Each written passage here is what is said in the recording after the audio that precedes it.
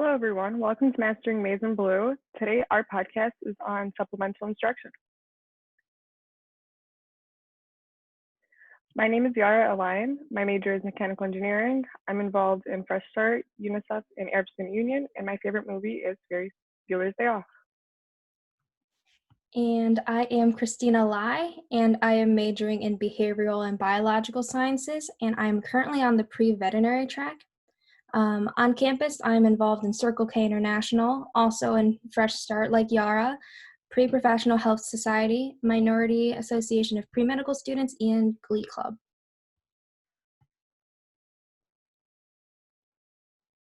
Now our guests can please introduce themselves. We are so thankful that you are here to join us today.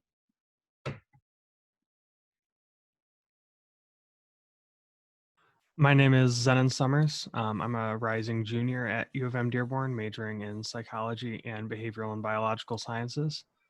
And I'm also an assistant supervisor and a SI leader with the Supplemental Instruction program based out of Castle. I'm Jowan. I'm a chess student in college education. I'm an early childhood major. I'm also a mentor with supplemental instruction, and I guess that's it.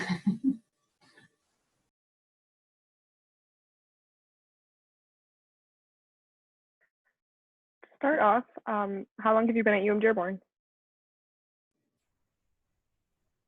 I'm a senior, so this is my last year at U of M.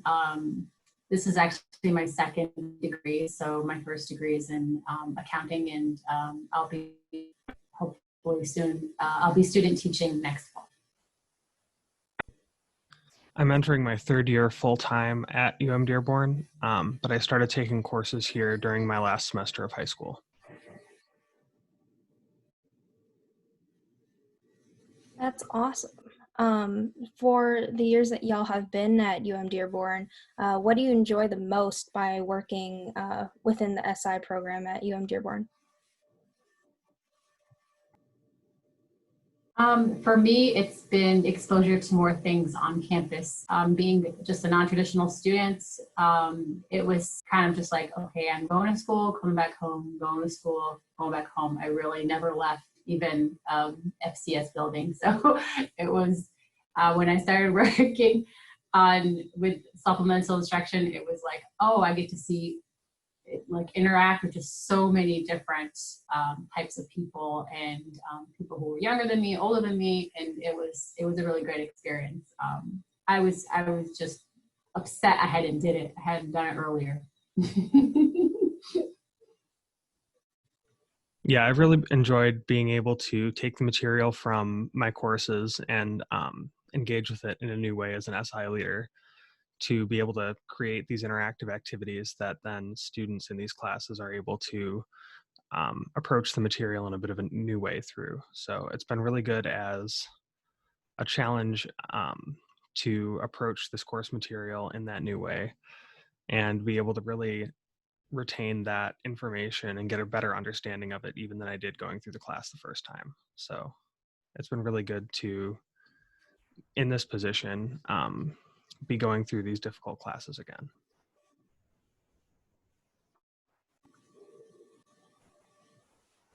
So what is the structure of What is the structure of supplemental instruction? So the structure of supplemental instruction, so SI was developed back in 1973 at the University of Missouri, Kansas. Supplemental instruction is also peer facilitated and supports academic student performance and retention. So at the University of Michigan, I believe, if Zenon corrects me, I believe we're going into our 11th year. So that's correct. So we're a long-running program at the university. Supplemental instruction is non-remedial. It uses a non-remedial approach to learning that supports students toward academic success by integrating what to learn with how to learn. We also collect data after our sessions, and we work in like building positive relationships with not only faculty, but with students.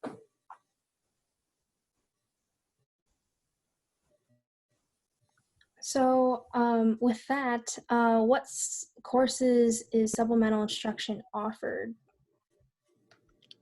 Yeah, so the Supplemental Instruction Program, or SI as we call it, supports courses in many of the departments across all 4 colleges on campus. Most of the SI support is centered in Castle, or I guess since this podcast is intended for incoming freshmen, the College of Arts, Science, and Letters. The courses that we're supporting include introductory and upper level courses in psychology and criminal justice and sociology, and introductory courses alone in philosophy, economics, anthropology, astronomy, biology, chemistry, physics, and general natural sciences courses. The math department in Castle is also piloting an SI program this fall for some of their lower level calculus courses, and that's going to be running for the first time in the fall semester. In the College of Education, Health and Human Services, or CHES, we're supporting introductory courses in elementary education and health and human services. In the College of Business, they have a few more courses supported, upper level courses in accounting, economics, finance, and business statistics. And then also for the first time this fall, the College of Engineering and Computer Science will be offering SI supports for some statistics courses that have been historically difficult. And that's really where we try to focus SI support, is in courses that have had high rates of, what we call DFW rates. So high rates of students getting a grade of D or F or withdrawing from the course before the end of the semester. Yeah, that's amazing that you mentioned that SI is being offered to so many more courses now. That's amazing. Like, I know that when I took chemistry, like I did notice some students did withdraw, and I was like, what? Like, I made friends with some people and then they suddenly disappeared.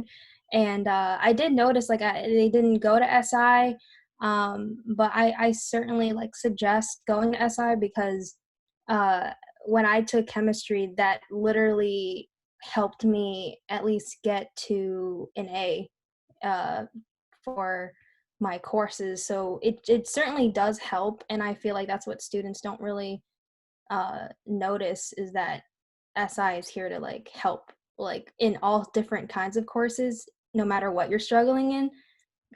Like I even had SI for like anthropology for intro, and I just found that to be amazing because I'm like, oh, like it's not just for science courses.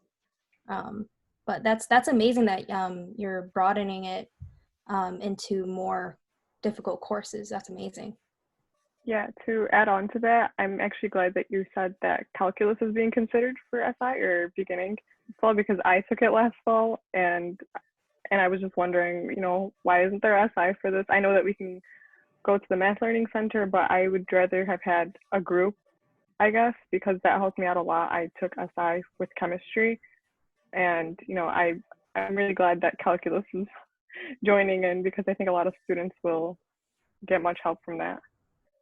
Yeah, that's great to hear that you both benefited from SI so much. It's always good to hear all these success stories about how the program really impacts students' academic careers. And yeah, we're always working to support as many of these difficult courses as we can. And a lot of times it comes down to being able to find professors who are willing to try it out for the first time, department chairs who are willing to bring it into their departments, or even just funding from different areas of the university to support SI leaders, because it is a paid position. And then also I wanted to touch on a couple things that you mentioned, Christina. One about how it really does work to increase grades, even if that's just from a B or an A minus to an A. The statistics for our SI program, the one that Jowan and I work with, which is in the behavioral sciences, social sciences, literature, philosophy, and the arts, and chess. For our program, the statistics show that students improve their grade compared to students who didn't attend SI when they attend SI by between a half letter grade and a full letter grade on average. Yep. So there are really measurable differences that we see taking place here. and then also about building a community, right, of students who know each other and just finding friends in these classes. That's a really great place to do that as an SI, especially with our mostly online semester this fall because of the pandemic. Yeah. So it can really be a good way to keep that connection going. Yeah, I certainly agree with the community aspect, because I did end up like meeting my closest friends through SI. So like my chemistry study group ended up being like my close like friend group, and especially during this difficult time, it really like helping each other and going to SI together just kind of just made it all worthwhile to be like, we're all in this together, even though we're far apart from each other. That's awesome.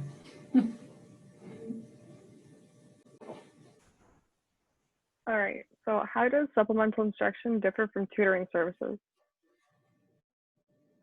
So I guess we talked about this already in terms of just how personal SI is. So SI leaders first attending, the semester are trained. So we attend a 2-day full day sessions by certified SI leader trainers. And we meet with SI supervisors and faculty regularly. We prepare written session plans for each SI session. We're also supposed to email our sessions prior to each session to get supervisor approval on these sessions, the session plan. So you basically kind of write in like a lesson plan for your session. The sessions have objectives, they have for difficult content, they talk about strategies. So other than that, you are attending every single session. And if you as a SI leader are not available to attend these sessions, you put in a request for a sub. So hopefully you do, which is from what my past experiences have been, I always get a sub. So, we're really good at like backing each other up. So,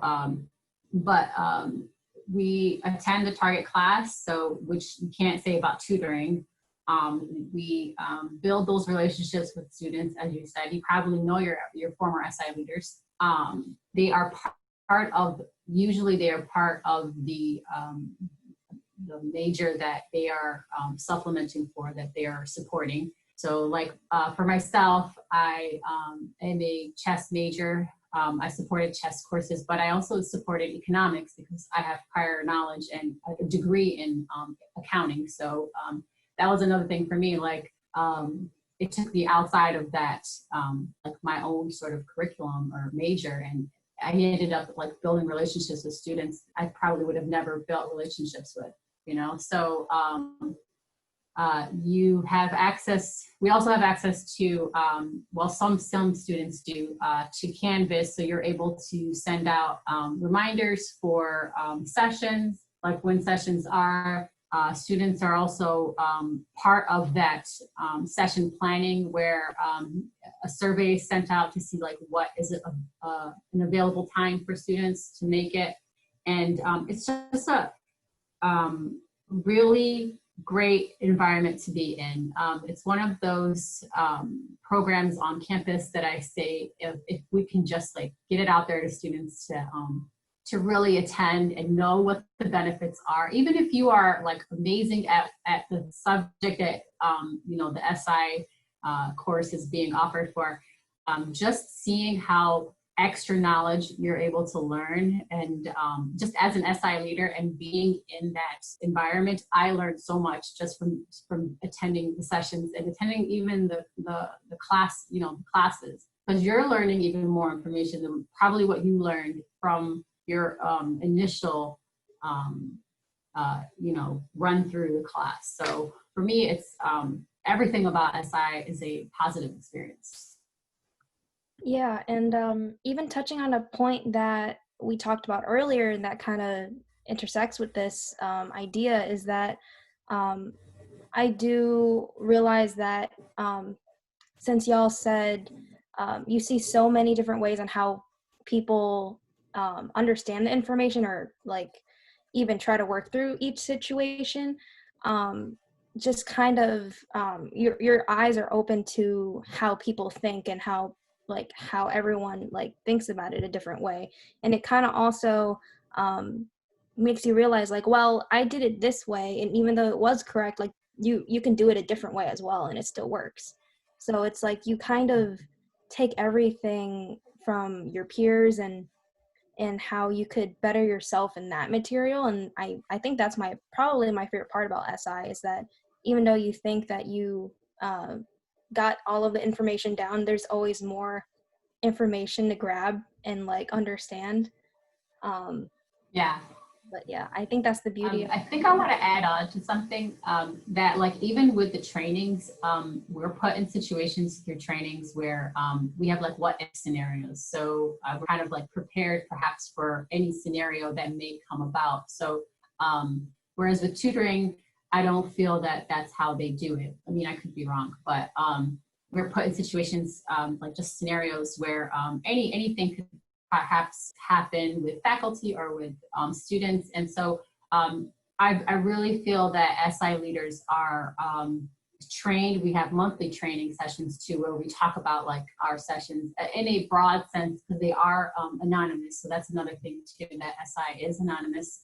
Students aren't you know, put out there like this student attends or whatever, but in general terms, like, okay, you know, we talk it out, we get advice for perhaps other SI leaders who have run through the course. And I feel like that's important. So there is a community within our own like group of SI leaders. I believe we have 40. Am I correct, Zenon? We have 40 SI leaders, or do we have more? After hiring is complete this summer, I think we're going to end up with about 40 in our program. Okay. I think the College of Business has 8 or 10, and Natural Sciences, I think, probably has another 20 or 30. Oh, wow. Okay. So yeah, well beyond what I was expecting. So that's amazing. Yeah. So like I said, and we all go through the same training. You know, each supervisor is responsible for their team. And I feel like it's a community of SI leaders that are supporting each other on campus. So it's important. It's a very important program that I wish more people knew about on campus. So yeah, I certainly agree. And I'm so glad that y'all go through training in order to make our experience better as students. We certainly appreciate that. Thank you. Yeah, of course. So, what do you find the most enjoyment in specific with working with SI, other than like the community aspect and working with different students? Personally, what I've enjoyed most working with SI has been building a community among other SI leaders as well as among students, right? So being able to always walk into the office on campus, which of course won't be happening this fall, but always being able to walk into the SI office on the 4th floor of Castle on campus and see 2 or 3 different SI leaders and the supervisors and just chat with each other. And it's a really great way to build a close community in a professional sense with sort of as peers, right? So in SI sessions, we sort of call the SI leaders near peers, as we are still students for the most part. Some of our SI leaders are working, having recently graduated. So in that sense, we're close to being peers with the students. But on the other hand, we've also taken the class already, and we're in this position to facilitate their interaction around the course material, right? Whereas building the community among SI leaders, right? We're all in this together. We're all working to make sure that we can deliver the best support that we can to each course. And so, yeah, building that professional community among the SI leaders has been my favorite part of it. And it's one part that I'm looking forward to this semester as an assistant supervisor, being able to get involved with even more. So, Jowan, did you have something you wanted to add to that?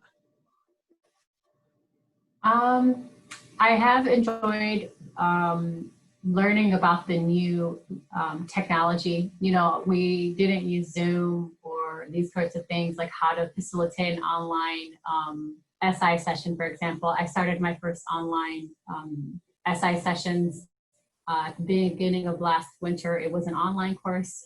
I don't think we supported many online courses, so it was interesting to see how that worked out. It was really great.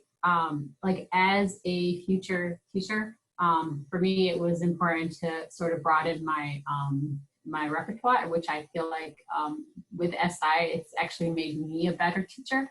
And so it's like I'm not teaching students, but the strategies that we use are very similar to the strategies that I will be using in classroom with my own students. Because I think sometimes when students come into SI, like an SI session, they're perhaps expecting it to be like a tutoring session where the tutor gives them kind of the answers, but whereas we just try every other way not to give you the direct answer and for you to search for those answers. Like we want our the students to be better learners, better thinkers. We are trying our best to ensure that you know the material, and it's not just us giving answers. It's trying to like build your skills so that you are better at whatever course it is, whatever content knowledge that you are trying to build from the course. That's been my favorite part of SI.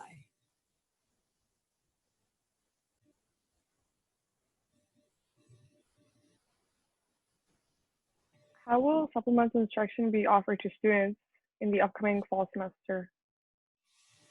I think we talked about this already. I mean, with the courses being offered, most of them being offered online, we are also going to be offering SI remotely.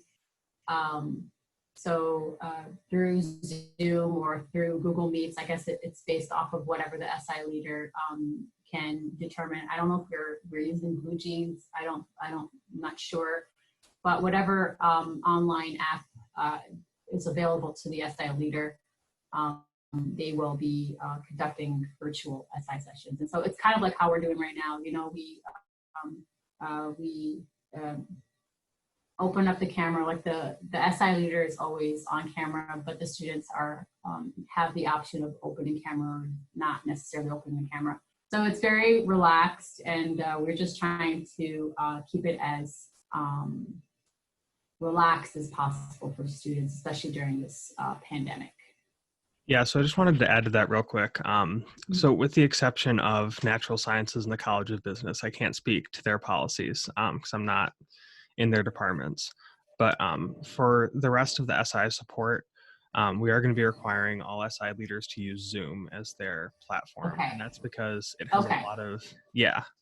And that's because in comparison of the 4 different online video conferencing platforms that we have access to through the university, Zoom has the best in the way of collaborative learning features. So things like a whiteboard that you can share with students and they can write on, type on, whatever. Or while screen sharing too, students can write on the screen. So for chemistry, you might screen share some structures and have students draw mechanisms out on those structures, things like that. And you can also through Zoom break students out into breakout rooms. So to do small group or partner work in an SI session. And I've had the opportunity to work myself with Zoom, supporting one of the courses that was offered this summer. And it went very well.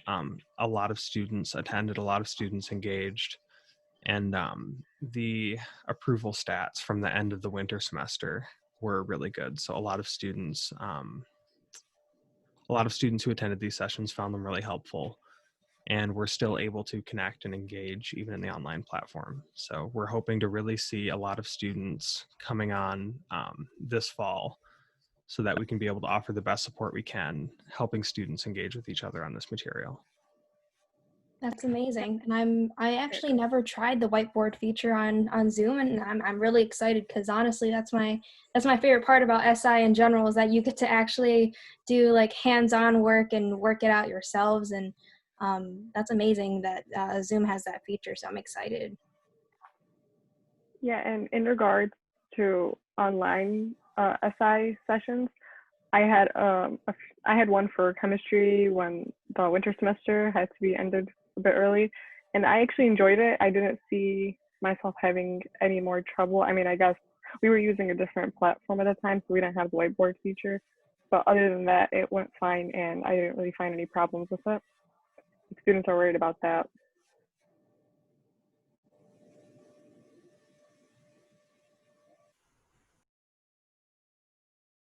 So, now what advice would you give to incoming students for the upcoming fall semester? Yeah, so I'll start off with this one. The biggest piece of advice I'd give would be to be intentional about your study strategies. The reason SI supports a lot of introductory courses is in part because a lot of students come into college out of high school and they think that the same study strategies that worked for them in high school are going to work for them in college. And that is not the case. There is a lot more independent work that needs to be done in college courses because the material is so much more densely packed. Things like reading the textbook, taking good notes in lectures and good notes while you're reading the textbook, and engaging with all of those notes and that material in different ways so as to really cement it in your mind and get a firm understanding of it. And also a higher level understanding of it. So one thing we talk about in SI is Bloom's taxonomy of learning. It's something that you could Google if you want to. And it talks about how at the very basic level of learning, the first thing you do is you learn to just recall facts, right? And I think that's might be what a lot of people are more familiar with from high school is on their exams, they're going to be asked to recall facts and just sort of memorize and then put it back out on the test.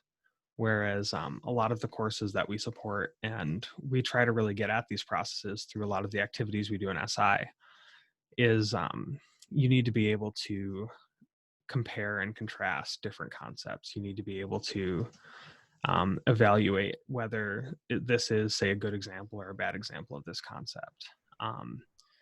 You need to be able to apply a concept to different situations. And you need to be able to even go so far as to create your own examples for these concepts and synthesize knowledge and perspectives from what you're learning in your classes. So it's a lot more involved, I think, than a lot of students think when they're coming in. So I just want to emphasize the importance of having good study strategies, even things like spacing your time out so that you're not cramming all at once, and finding different ways to engage with the material. So maybe pairing pictures with words, things like that.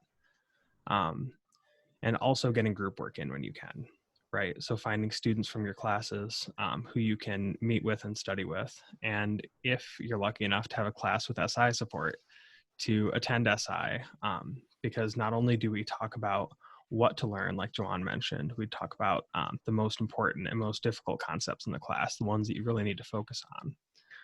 But we also talk about how to learn. So especially in these introductory classes, we focus on developing good study strategies. We draw on different resources that we're provided with and trained with in our training. And we bring those resources into the SI session and help students learn to adopt them in their own experience.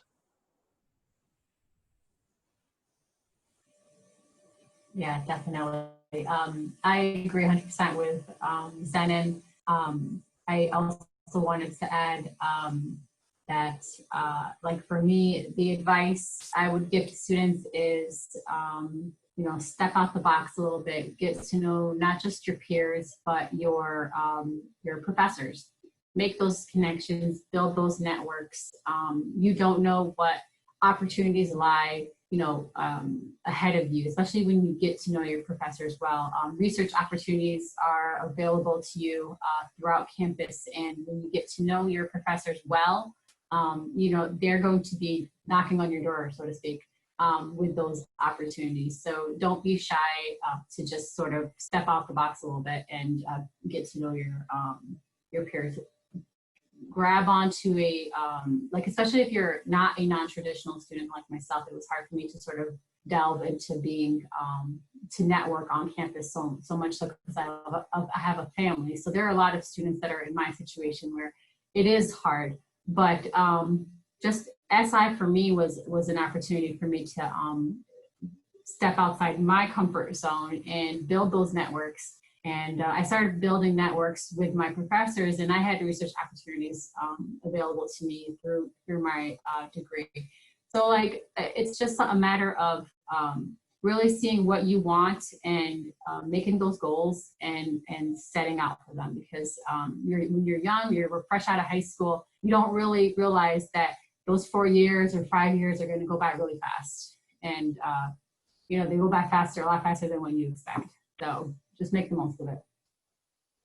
Yeah, I completely agree. And I also think, like, bring it back about the idea of supplemental instruction. I think what people usually like think about is like they're scared to ask questions, and I think that also goes back to just stepping out of your comfort zone, because I know that some people are like just saying like, oh, like I don't know if I should go to like supplemental instruction, like I'm afraid to be wrong, and I think supplemental instruction is actually the perfect environment to be able to own that, sure, like I made a mistake on this problem, but like once that mistake is made, like you can learn from it and work through it with an SI leader and your peers, because that's the only way that you can learn out of your mistake is by fixing it. And we're learning too, just not to cut you off, but we're learning too. So it's really a cooperative effort between the SI leader and students to build better learning environments. So it is a safe space. And I always try to say that from day one. Like day one, when I enter a class, the SI leader is to give sort of a speech, a marketing speech, you know, to promote SI. And so I always ensure students that, you know, when you come into the SI room, the SI session, you know, to an SI session, it's a safe space. Bring your food, you know, bring your drink, bring a buddy, you know, and come and study. And it is a safe space for learning. Make mistakes, you know, try again, and that's really what SI is about.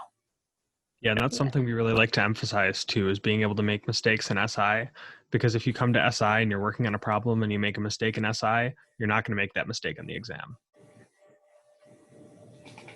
100%.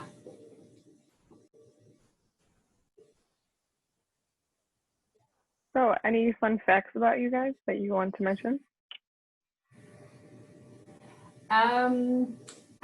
Like I said, I'm a non-traditional student, so I'm a mother of 3.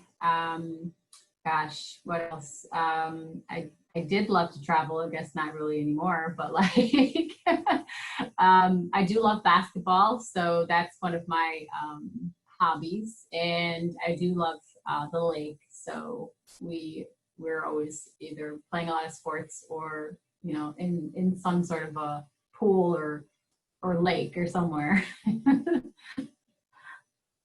that's amazing. Zen, do you have any fun facts about you that you'd like to share? Sure.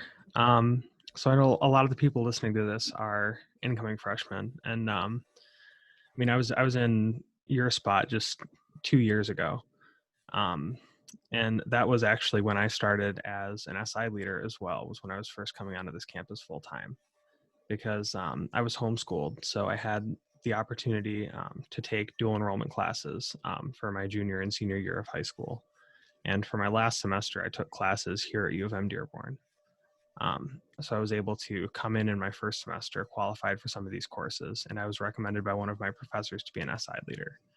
So yeah, it's been really great to have this experience from the very beginning of my college experience all the way through. Yeah, that sounds really cool, being a freshman SI. I haven't heard of that.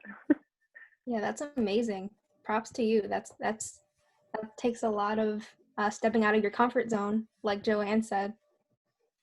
That's amazing. Thanks, definitely. It was I have to give it to Zenon. He's a wonderful asset to SI. Zenon is one of those true leaders on our team. Thank you. You too, Joanne. I mean, coming in and Thank you. You're one of our best volunteers too when it comes to these kind of things, coming on this podcast, helping prepare for training. And it's really great. Yeah. And it's really great to be able to see through SI and to be able to have the opportunity to learn to learn what it's like to go through a work environment with so many different people, being able to see people's different skills. And I know Joanne's had this experience as well, but also being able to mentor other SI leaders, learning to observe and give feedback. These are a lot of really widely applicable skills that you gain being an SI leader as well as attending SI. So I think that's been really cool. It's definitely a whole circle of just learning, and it's great. Never learn too much.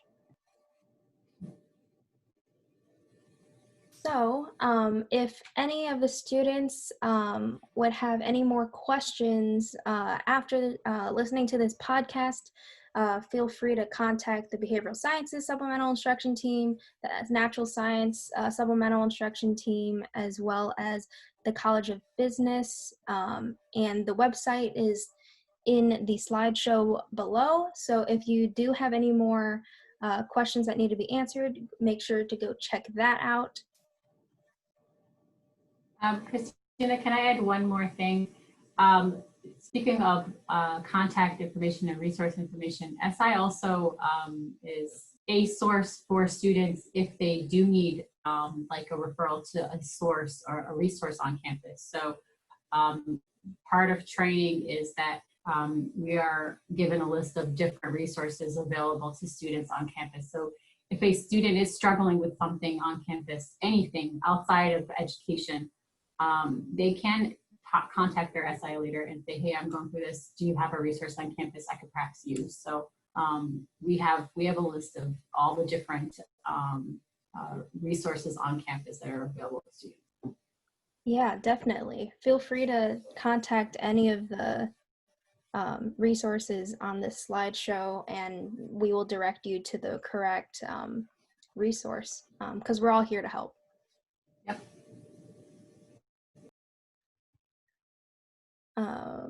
But thank you so much, Joanne and Zenon, for being our guests for today's SI podcast. But if you're ready to keep mastering Maize and Blues, make sure you visit the website on the slideshow below for future and previous episodes to watch. They will be available soon. They're very helpful.